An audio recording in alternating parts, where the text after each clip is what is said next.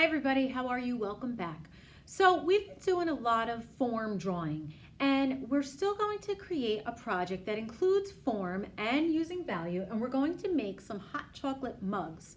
Now, these are nice mugs that we're gonna cozy up with on these cold winter days, and we are going to use both the form and the value together, and I also want to incorporate some line work to make these mugs look realistic. I'm going to show you how to draw this next, and I also want you to use colored pencil for the coloring part of this project. But again, if you don't have colored pencils, you can always use crayon, but we still need to incorporate using that value technique, which would be done best with colored pencils.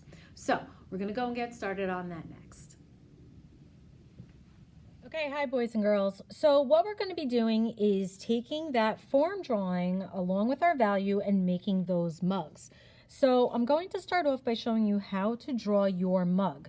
Now you can have a wider mug, it could be a little bit more narrow and you would have more of straighter diagonal lines.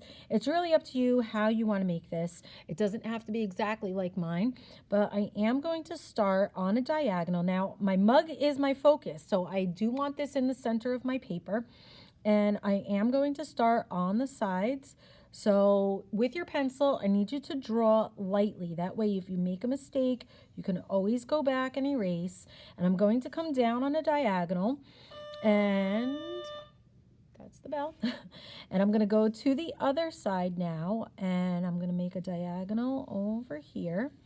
And again, this is a cylinder. So my cylinder starts off with my rectangle, where I would have a rectangle, but I didn't start off drawing that. I didn't want to have too much erasing marks. I did start with my diagonal, and being now it's a cylinder, I have a round bottom. So I close that up with a curve line, and my mug is on my table, which would be under my eye. So this is below the eye level. If it's below my eye level, then I need to make sure that I have two lines. So again, I'm going to have that up curve coming this way for the front of my mug. Okay, and now I would see the back of it. So I'm going to come with a down curve, like so, closing that up. So now it looks like I could see the inside of my mug, and it's below eye level. You want to make sure that you don't put your line too close together, because I actually have to leave some room for some marshmallows I'm going to put in. This is going to be my mug of hot chocolate. So I need to have some space in here where I'm going to have my marshmallows, but I'm also going to have the brown. So actually what I'm going to do is double up this line, because this will be, this was like a little bit of a mistake. I think it was a little too close. So actually what I'm going to do is a bigger down curve like that. So now this part in here, this line will actually be my hot chocolate, and when I go and color this in, and this is actually the back of my mug. Okay, so I'm going to do that. I'm going to go and add my handle. And again, your handle can come up. It could kind of be like a fancy kind of handle, but you're going to go, you can have it just simple round. It's a curve line. And come down like so. You're going to skip some space, and you double up your line, and it comes to here, and then you're going to have to go back and make it look like it's attached. So you do that by erasing the original line of the cup. Now, if you start to erase and you erase anything that you need in your drawing, simply go back and just redraw it like so. Okay, I also didn't really like what happened over here. So that is also why it's important to draw lightly, so when you go back and erase, you will not see any of those lines.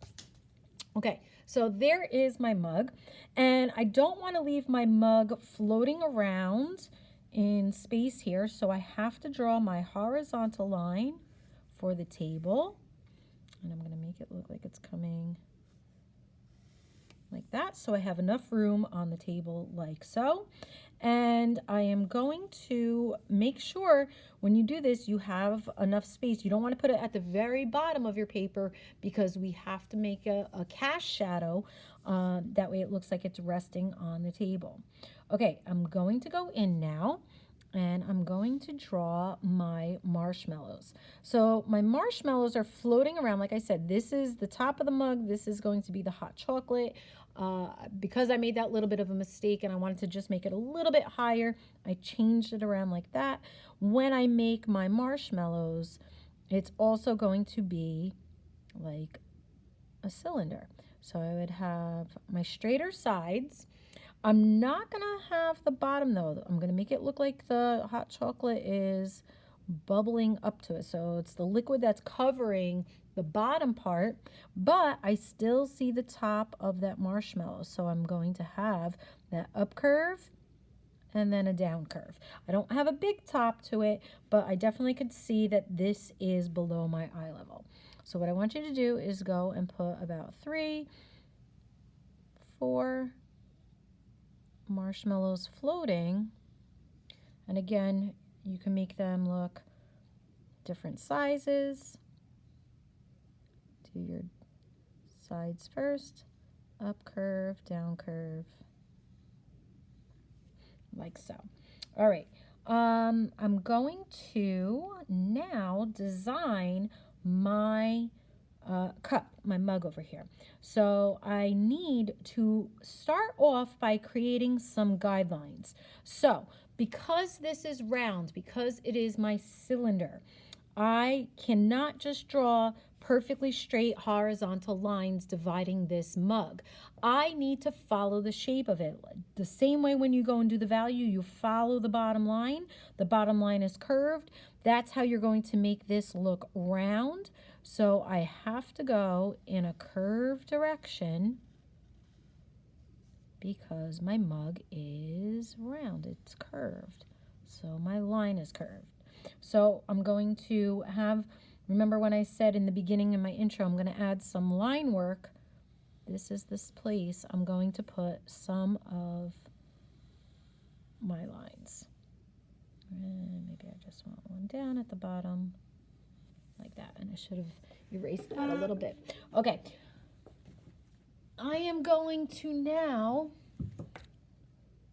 fix that.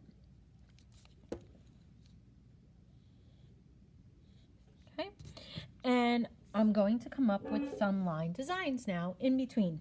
I want you to come up with your own. Remember, you can use zigzag, you can draw maybe hearts or flowers or some kind of design. You can make this look different.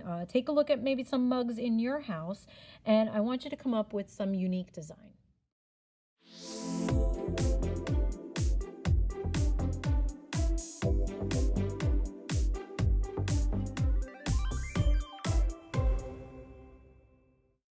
Moving on now, we're going to add some color into our project, and we're going to do that using another element called value.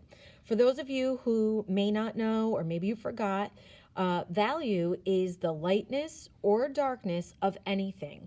So when you see some shadows or highlights, that's actually called value. And we do this by the technique of shading. So if you've been with me in the past, we've done value scales, and this is just a very simple one where we have a light value, a medium, and a dark. Okay, but value scales can have a whole range of value. Like in this one, I went from dark going to a light. So I can have so many different variations, all depending on how hard I press on my pencil or colored pencil or whatever you may be using. So you, again, need to apply that pressure. Pressure is how hard you press on it in order to create the darkness. If you're pressing really hard, you'll get some dark values. When you start to ease up or move your hand back to the middle of your pencil, it will be a little bit lighter, like a medium. And then if you hold it all the way back where your wrist is very, very loose, you can get those lighter values. So what we're going to do next now is add the value into our project. And remember, we have to go in the direction of our object. So if our line, like in our mug, here I'll just draw it really quick, okay, had that curved line at the bottom, we have to go and make the value in a curved direction. You can pick one side where your light would be coming in. So if I had, and I'm going to just use the sun over here just to show, if the light was coming in on the left side of my mug, okay, I'm just going to do a very, very simple drawing. If the light was coming in on the left side, my shadows, the darker value would be on the opposite side. So it would be on the right side. Also, when I said before about a cast shadow, that means that it was on my table and I would have the shadow going behind it. So this would be my cast shadow. When you see me put this in my example, it would be flattened out, a flattened kind of curve. I don't do a hard outline or anything. I just show that there would be a shadow coming from the very bottom because it's touching my table. I'll go back and I'll show you this right now. You are going to go from, I like starting off on the darker side because I am pressing hard with my pencil, and then I'm easing up. I lift up and I get those lighter values as my pencil doesn't have as much pressure.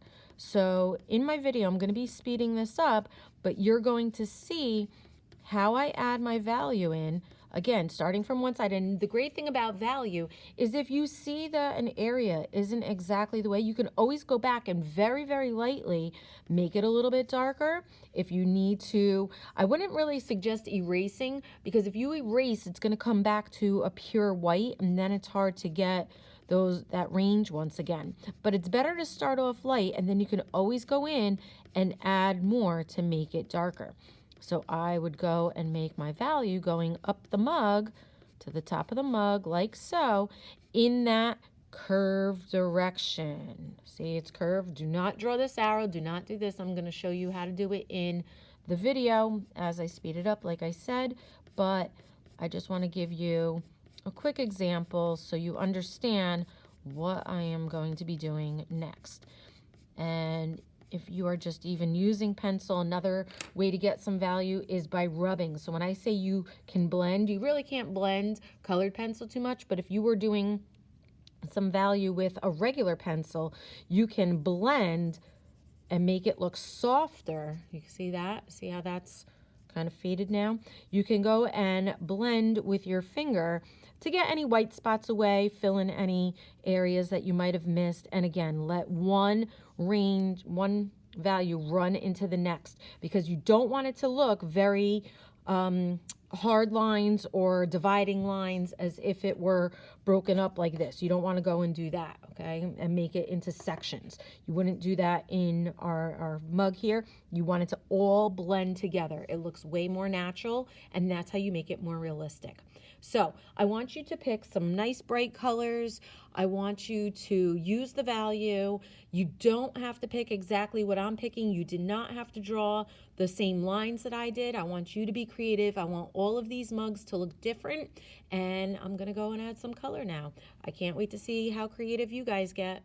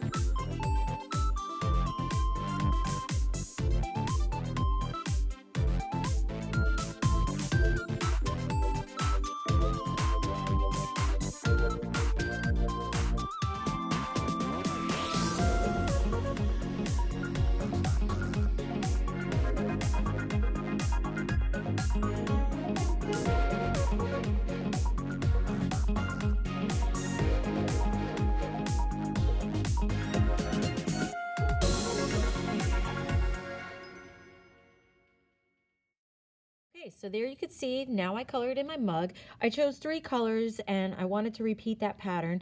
I also wanted to choose colors that kind of were in the same family, but you can choose any color that you want. You could do colors that help each other stand out. What I will be doing though is make the background different because I want this mug to stand out more. I will be picking different colors for the background. You could see that I went with my darker value along this side because it's as if the light is coming in on the left side, so I have more of that shadow on the right. I'm going to be coloring in my table and I will be creating the cast shadow. Now remember that cast shadow does not need to be outlined.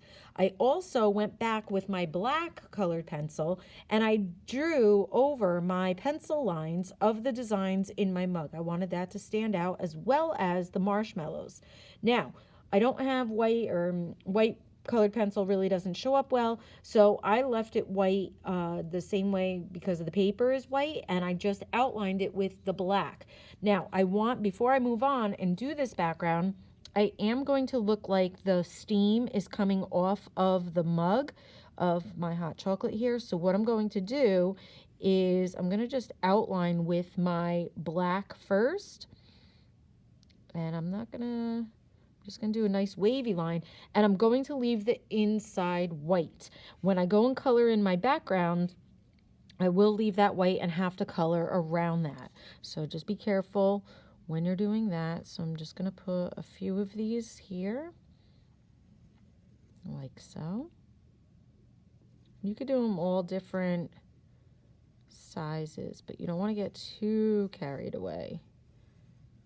About 3 or 4 is pretty good. Maybe so. Now I'm going to put a smaller one on this side to balance it out because you can see I have so many over here and then this looks big and empty. So again, you always want to balance your picture. One more thing, as I'm going to color my table, I am going to color this and do it horizontally because my table line is horizontal. That means side to side. Now, if your hand gets tired or you're not feeling that it's very natural going side to side like this, you can always turn your paper and go vertical, up and down, but you have to turn your paper.